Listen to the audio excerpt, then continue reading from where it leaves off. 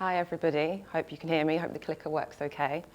I'm going to talk to you about social media, millennials, and how young people can use it to find employment and how you can use it to find them. So yeah, first of all, who am I? I had a lovely introduction from Tim there, but I am a writer, a journalist, and an editor of the former editor of the careers site Go Think Big. So that was a portal for young people aged 16 to 24, which offered advice and grants for social entrepreneurship until it unfortunately went bust in February. So I've written lots of articles for young people about how social media can help them get a job. I've interviewed lots of young people about social media and about their expectations of employers as they enter the world of work. And I've also managed quite a few social media accounts in my career as well. So hopefully this advice can be of use to you. So what's coming up? We're going to look at socials, why bother? We're going to look at social media and its relevance for job hunting. I'm going to talk to you about how you can attract talent as recruiters. And we're also going to go into some social media best practice as well. So should you even bother advertising on social media? Is there actually a point to it? Well, in a word, yes. Young people are more tuned into social media than ever before. Whereas Reed, Monster, Indeed, and Total Jobs were once the go-to sites for searching for jobs, now we've got LinkedIn, Facebook, Twitter, Snapchat, and even dating apps like Bumble have functions called Bumble Biz, where people can have a swipe for someone they fancy and then go onto another side of the app to look for potential employers. It's estimated that young people will spend over 5 years of their life on social media. And from messaging friends to catching up on news and gossip, many of us conduct our entire lives on these platforms, so it stands to reason that if employers are on these platforms talking to us in the same way, it can be easy for us to find our job opportunities there as well. I've also got a stat, this clicker's going funny, there we go, which showed that in 2019, we spent 153 minutes a day on social media, and that's set to increase. But who are you talking to? Who do you need to talk to when it comes to trying to attract talent? There's a big difference between millennials and Generation Z, but not a lot of people know what the differences are. Millennials aren't actually that young anymore, just a little spoiler for some people that think they are. We're getting on a bit, so it's anyone between 81 and 96. So I'm a millennial, I'm 27, I was born in 92. And people like myself, we're the first of the digital natives. So we've grown up with Facebook, Twitter, social media, but we also remember a world without all those. I also remember dial-up internet. Millennials are supposed to be entitled, lazy, selfish, spoiled, all of that, but it's not true. We enjoy portfolio careers. We don't value routine, so studies say. We're more flexible with our jobs than ever before, but I'd also like to think that's an unfortunate side effect of the economy at the minute. 73% of millennials, one study says, found their position through a social media platform, their last working position. So what's the difference between Generation Z and a millennial? Well, Generation Z is the up-and-coming younger workforce, so they're aged 23 years old and under, born in 1997 onwards. They're also digital natives because they've grown up with social media, but unlike millennials, they can't remember a world without it. So they've always had connectivity at their fingertips. They've always been on social media. They've always had smartphones. They've grown up in a world where they've seen their parents struggle, perhaps with the economic crisis of 2008, and they use Facebook less, and they use Snapchat and Instagram more.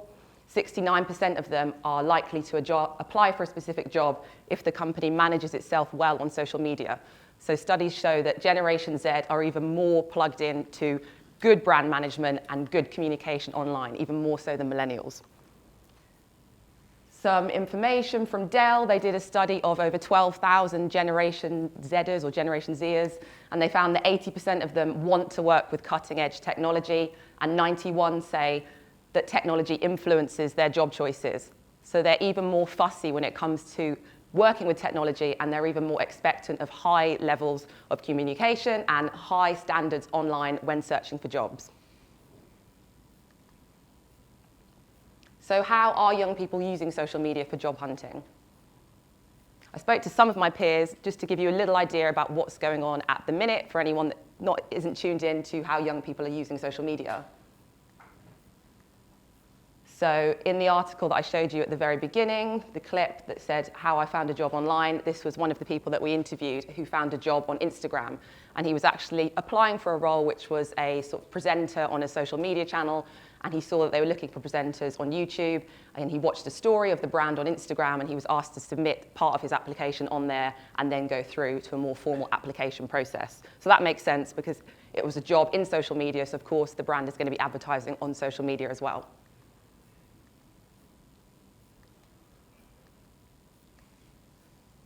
This is a teacher who is from Dubai, and she was telling me that she makes lists on Twitter. So Twitter has a function where you can basically collate all the different job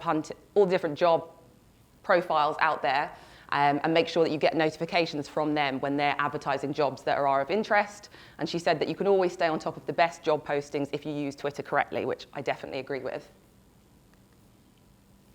And the next one is a student from the University of Liverpool, so typical Generation Z. She's not looking for jobs right now, but she's saying that she's always staying on top of what brands are doing when it comes to their social media presence. So she said, even if they're not particularly tech savvy, brands should still be posting often to show how they operate and to show what they're about. So how can you as recruiters attract people using social media? There's lots of different ways that you can attract people using social media, but a lot of people think that you have to pay for the performance. So promoted posts and paid ads can take place anywhere. Basically, any platform will take your money if you put enough behind it. But brands should remember it's not always necessary to buy exposure. You can write posts creatively, and you can write posts well, and you can still get a good response. So if we just look here, Facebook is actually the most expensive social media platform when it comes to buying impressions. So it can be really, really expensive if you just throw money behind a social media campaign and you don't know what you're doing. At the very least, employers should have a consistent presence on 2 out of these 3, Facebook, Instagram, Twitter. And as well as 2 out of those 3, they should be posting their adverts on LinkedIn and have a consistent LinkedIn presence as well. These 4 platforms are a good way to increase your online presence and show candidates how you operate. So even if you're not advertising for jobs, you can show people what the culture is like at your work. You can show them how you all operate. So now I'm going to go into some of the best practice for social media. So I'm going to start off with LinkedIn. For anyone that doesn't know much about LinkedIn, it's basically a social network for jobs. It was founded in 2002, and it has now over 500 million members. Even though millennials make up half the global user database of LinkedIn, they've actually lowered the age of user consent to 14 in Australia and 13 in other countries, and we're seeing now younger people are taking an interest in this site as well. So whereas it did just have a reputation initially as being something for professionals, something for CEOs, something for managers, we're seeing young people go on LinkedIn, have a look at what's out there and see what the debates and what the general conversations are in their industry that they're interested in working in the future.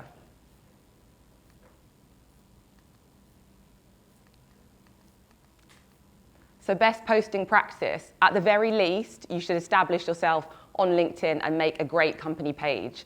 Connect and engage with others, share relevant content and generate discussions.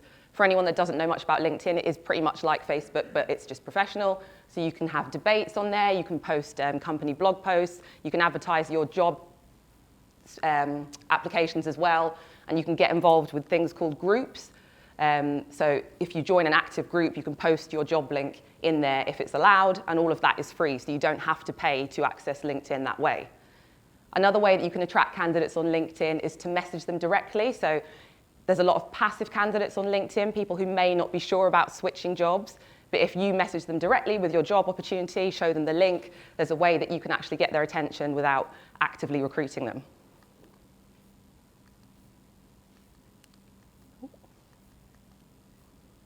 So Boots have got a lovely LinkedIn page. They've got a branded header. They've filled in all the information below, and they've also linked up with all their 14,759 employees. So when you've made a LinkedIn profile as an employer, you should encourage your employees to make theirs and connect to the main company page, just so you look active and you look like you know exactly who you're talking to when people come onto this page to see what you're about.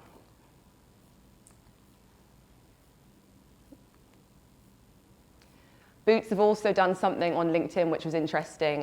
You can post on there and you can use hashtags and link to other conversations that are going on. So a while ago there was something called Education Day, which was a national day around education.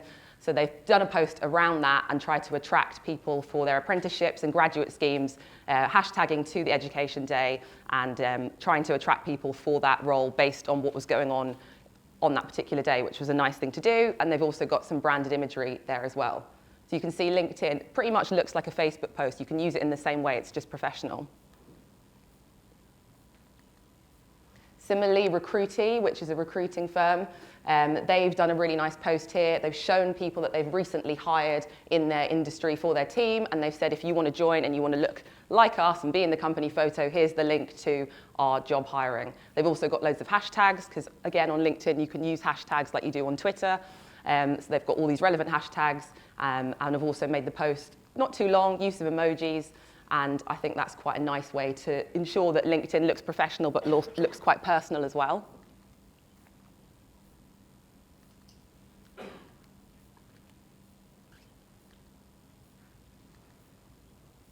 So LinkedIn runs on a pay-per-click model, which is like all the other social media platforms. So you only pay when potential talent views your listing. You can set a budget and choose to stop, or you can continue until you manually close it. Oh, this clicker. Twitter. Why would you need to use Twitter as a recruiter? Well, there's over 330 million users currently on Twitter. 63% of them are between 35 and 65 years old. So you've got the older millennials on there. And on Twitter, you can advertise jobs for free, you can showcase your company culture, and you can easily connect with talent. Engaging is really, really easy on Twitter, but it's also really crucial, especially for Generation Z. 47% of them said when they engage with brands on social media, if they don't get a response or they're neutral about a brand's response, they're not impressed. So if you have questions from prospective candidates on Twitter, you need to reply to them, otherwise it does make you look bad. Paid and promoted posts. So you can combine and boost Twitter engagement with a promoted tweet option, which allows you to reach and engage with new audiences. Promoted posts, like LinkedIn, are similar, so you get what you pay for. It's a bidding system. There are several ways to use paid ads on Twitter, but my advice for recruiters is to do either a promoted tweet, pay for a promoted account, or make yourself part of a promoted trend. So for anyone that doesn't follow Twitter, you've got your trends on the side every day. So whatever's trending, if you pay to be in that area, you can be seen by people who are interested in similar accounts. Similarly, if you want to be a promoted tweet, it's just like writing a normal tweet, and then you pay in the Twitter analytics section to be seen by others who are interested in similar accounts. And just at the bottom there, very subtly, the person will see that it's promoted, but it's not really noticeable. So you just write a normal tweet as you would. And then pay for the promotion. So for recruiters, promoted tweets, promoted trends, and promoted accounts are three of the best ways to be seen by new people online. So best Twitter practice for people that aren't always up on Twitter. Always, always, always link to the job posts and use a picture. It sounds really simple, but pictures and video really, really increase user engagement. Use a location-based hashtag, so make it really specific. If you're advertising for a job in London, hashtag London. If it's in East London, hashtag East London, or Shoreditch, or Dublin, or Birmingham, or wherever it is. Always add a call to action, so apply now, don't miss out. And another good technique is to tweet and tag other job accounts. So Indeed Jobs or Monster, you can tag them in your tweet, and the point of this is that you might get a retweet, and then you might be seen by more people, and then you might have even more job applications. Trending hashtags. If you don't want to pay to be part of a trend, you can just see what's trending on Twitter. So if it's a Monday and Motivational Monday is trending, use that at the end of your tweet. Hopefully you'll be seen by more people. If it's a New Year, New You kind of thing, use that hashtag. So every time a business writes a tweet, see what's trending in the week and see if you can tag onto some of those trends. Also, Twitter's a great way to show off the company culture even when you're not hiring. So you can show things online about your away days, you can post motivational quotes, you can allow other people to see what's going on behind the scenes. So this was one example of an okay tweet from Revalue. It was want to work at Revalue, join our hashtag London team link, and then a few hashtags beneath. So they've got a nice branded image, but it's not very clear as to if that's the team that you'd be working with. They also don't have a lot of information about the actual job role that they're advertising for, but they have used the location-based hashtag and they have used some other relevant hashtags, so startup, hiring. So that's an all right tweet. And then we've got a lovely one from Disney, which I really like. So this is a guy who is obviously currently working at Disney, and they're using him as an example to say, he's having such a great time. Here's a quote from him. If you want to be like him, if you want to work for us, click here. So we've got his quote, which says, I get to talk to our guests and figure out what their needs are. Interacting with them and having conversations with them makes me happy. And then we've got a lovely picture of him by a palm tree. It doesn't look like too much hard work. And he's got a link above his head saying deliver exceptional service with the hashtag housekeeping leadership team. So it's personalized, there's hashtags, there's a high quality image. So Facebook and Instagram now, why use the two of these as recruiters? Facebook has over 2 billion users and it's still the most popular social networking platform. Instagram's users are younger, but over half are under 34 years old. So it's a great way to connect with Generation Z. Sharing media between the two is now easier than ever because Facebook now owns Instagram. And Facebook Stories is a great way to showcase what goes on behind the scenes. So even when you're not hiring, again, you can be posting on Facebook and Instagram. The two are interlinked. You can upload video content to both, which disappears after 24 hours. That's the Facebook and the Instagram Story function. So lots of people are scared of Instagram, but you shouldn't be because it has 10 times more post engagement than Facebook and over 100 times more than Twitter. And that's mainly because it's image-led. So you can be really, really creative with what you post, and there's a lot of chance to get a lot more feedback on there as well. So I'm just going to go over the paid and promoted post function for both of those very quickly.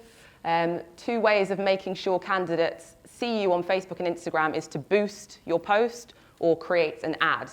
So if you boost something, it just means that your reach is expanded and you're seen by lots of people who are interested in posts like that. But if you pay for an ad, which is usually more expensive, it's more highly targeted. So you can be seen by people in the exact region that you want to be seen by. You can choose what age you want them to look at your advert. You can really, really hone in on the types of people that see your content. So ad placements, you get a lot more freedom and it can go beyond the news feed. So you can be seen in the instant message section, you can be seen in the story section, you can be seen within videos and in Messenger. If you go for a boosted post, you can just be seen on the news feed and that's it. So it really depends as a business what you want and how much you're willing to spend. Then again, you don't have to spend loads of money in order to be seen online. So Instagram is image-led, so you can just be a bit creative with it. You can show how your company runs from the inside. You can build trust, establish a personality, and be a bit creative. So Instagram, all about the photos, all about the videos. You can upload photos and videos to your story, like I just said, and then save them as highlights. So things to post if you do get stuck for ideas: office culture, hiring tips and tricks. If you're hiring, you can have somebody on Instagram speaking about what goes on inside the company. You can have somebody giving tips and tricks. You can get the MD on the video. You can get the CEO offering tips. We can have birthdays, quotes, or inspiring messages. You don't just have to post when you're hiring. You can go beyond that. So Marriott Hotels, they've got a really nice careers Instagram page, and this is what I mean by Instagram stories. For anyone that doesn't really know what it is, all the videos that you post to your Instagram stories, you can save them and make them into smaller highlights. So whenever someone goes onto the Instagram page, they can click on these highlights and see what's been going on behind the scenes with that company. So they've got 4 here. So they've got our brands, artisans, unplugged, our people. And this is all just to showcase what goes on with that company. Similarly, Disney Careers, they've got 4 highlights there on their careers Instagram page, and they've also got some really nice photos that are all on brand on their Instagram page. They've got a concise bio. They've just said, Disney Careers, find out more. And they've got a selection of good images, and everything looks very nice.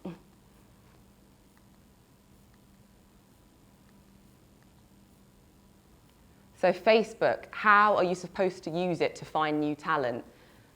If you want, you can make 2 separate Facebook accounts. So you can have a careers page and you can have a corporate page as an employer. The career page is all about showcasing your company, its values, and what you do. The corporate page is just sort of a company information page, a description for Google, and it won't have as much information. But only make both if your organization is huge or your hiring pool differs really greatly from your customers. So I'm going to show you an example now, what I mean by that. So this is Dell. This is their careers at Dell page. So they have a banner there that clearly displays that it's not just going to be about buying and selling computers, it's going to be about working at Dell. Love what you do, love where you work, that's what their header says. So that entire page is dedicated to having a look behind the scenes at Dell, offering tips and tricks for their careers, posting jobs. So if your company is this big, you can consider making a secondary page called careers at, or careers, or working with us, as well as your other page. So this is Dell's ordinary page, which is a lot larger. It's got over 12 million people who like it, and obviously they won't post all their job information here, so they've differentiated, and we're seeing that a lot more with larger companies, having a careers page and then having a normal page as well on Facebook. So best practice posting for those of you who are a little bit afraid of Facebook. So it sounds basic, but always, always, always use photos and videos to upload and illustrate what's going on. Don't forget to link to the job posting when you are looking for candidates. Always respond to your candidates on chat because, like I said, younger people think less of companies who ignore them on social media. Run a Facebook Live session to interact with your candidates. This is something that a lot of people also shy away from, but I think it's a really great way to communicate with prospective candidates, and I'll show you what I mean by that.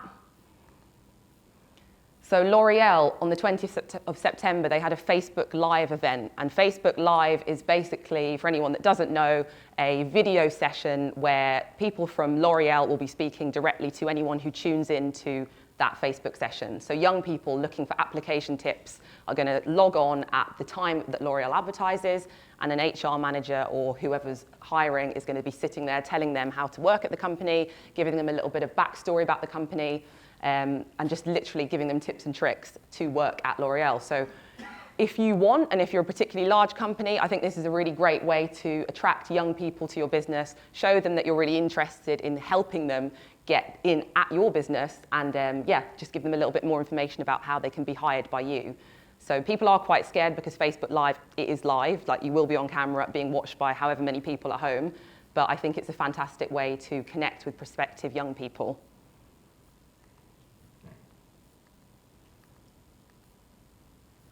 Best post practice, this is another one from Disney because they've got their sort of brand voice down, so they're hiring here. They've also ensured that they've got a lovely picture that relates to their incredible opportunity. The Incredibles, one of their big films. They're hiring a senior paralegal, and everything there is on brand. So it says, be part of the story. It's got the image to go with the play on words, the word incredible. They've got emojis, a call to action, and it's posted again on their specialist careers page. So it's not just one page that Disney has. Again, it's 2. So I really enjoy a lot of the content that comes off the Disney careers page. And there's a lot of information here, so just to give you a quick overview of things that you really shouldn't forget, think about which candidates you're trying to attract before you write any of your posts on social media. Are you looking for mature millennials? Are you looking for school leavers? Are you looking for graduates? You should think about all of that before you go and write anything, before you post your job application. Don't be afraid to show a little bit of personality and creativity. Social media is still social, even if it is all about recruiting. Always accompany job listings with a photo and a video. That's a must. Respond to all public questions and queries. Always try and maintain an online presence even when you're not hiring. So just because you're not looking for candidates at the minute doesn't mean you can't tell people what's going on at your company behind the scenes. Nobody likes a dead social media page, so try and look active even if there's not really much going on.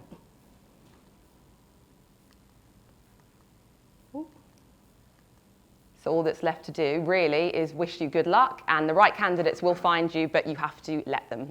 Thank you very much.